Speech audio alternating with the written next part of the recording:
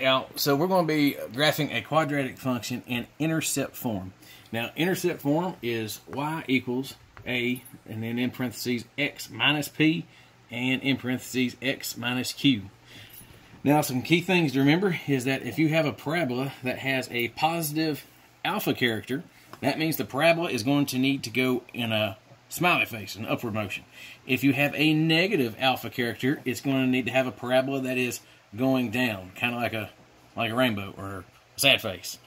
Now, another key thing to remember is that whenever you're trying to find the x-coordinate and y-coordinate for your vortex, you need to remember the equation p plus q divided by 2. All right, so we're going to start with this equation of y and then 2 and in parentheses x plus 3 in parentheses x minus 1.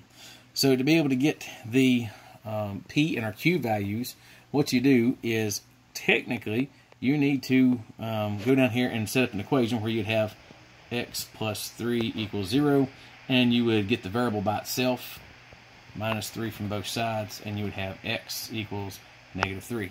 And you'd do the same thing for over here, but since this is negative, this actually works out pretty good. So you would have, whoop, my bad, you're going to add it to both sides. X is going to equal 1. So an easy way to remember it is if you have a positive number, you can just say that your first p value is going to be a negative 1, negative 3. And your q value, well, it's negative, so that means it has to be positive. So it's going to be 1. Our alpha character here is positive 2, so that means our parabola is going to have to go up. And then we need to go ahead and work out what our x and y coordinates are. But before I do that, I'm going to go ahead and get a little bit of a graph going here.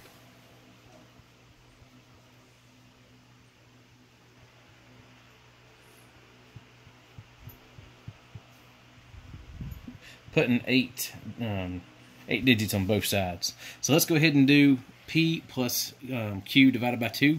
Now that we've got these values, let's do it. We'll have our p plus q divided by 2. So you're going to have negative 2 over 2. Simplified is negative 1. So this is our x-coordinate. X-coordinate. Now, to be able to get our y-coordinate, what we're going to do is we're going to plug it back into the equation. So we're going to bring this equation down here, and we're going to have 2 in parentheses, and so we're going to put that x-coordinate at, plus 3, and then minus 1. And then we're going to go ahead and do the math. We're going to have 2. This right here is negative 1. Negative 1 is negative 2. And then bring this down. So you're going to have 2 times 2, which is 4. 4 times negative 2 is going to give you negative 8. This is our y-coordinate. Now, let's go ahead and take a look and see what we got here. So these are also our x-plots. So when we come over here, we're going to do a negative 3, and we're going to do a positive 1. So that's our p and our q value. Now we have our x-coordinate and y-coordinate here to give us a negative 1, negative 8 vortex. No, vertex, my bad. Vertex. Alright, so to do that right here, we're going to go over negative 1, and we're going to go down 8. So 1, 2, 3, 4, 5, 6, 7, 8. Okay, now let's give us a few numbers to work with just to make sure we can make sure this parabola is going the right way. And to do that right there, so we're going to do 1, 3, and 5. Now what we're going to do with this is we're going to take that a value. That a value has just been sitting up here all by itself and doing nothing. So we're going to go ahead and take it, and we're going to multiply each one of these by 2. So that way what we can do is we'll see our coordinates are going to be 2, 6, and 10. Now what happens here is we're going to start right here, and we're going to go over 1, because you're just going to go over 1 just to start with, just to do it. And then we're going to go up 2. 1, 2. And then we're going to mirror it on the other side. Go over 1 and up 2. The next what we're going to do is look at our 6 value. So go over 1 and up 6. 1, 2, 3, 4, 5, 6. Well, that's already there. And same thing for over here. Over 1, 1, 2, 3, 4, 5, 6. It's already there. So now let's look at our 10 value. We're going to go over 1 and up 10. 1, 2, 3, 4, 5, 6, 7, 8, 9, 10. And we're going to do the same thing over here. Go over 1 and up 10.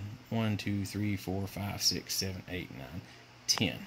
Now we're going to connect the dots. And whenever we do, you see that this parabola right here is making that smiley face just like we was talking about. Our vortex is right here. And now our axis of symmetry, if we did a little dotting, is going to come right down here because that splits it right in the middle. So that's going to be our axis of symmetry. Right there. Easy breezy, nothing to it. Math on.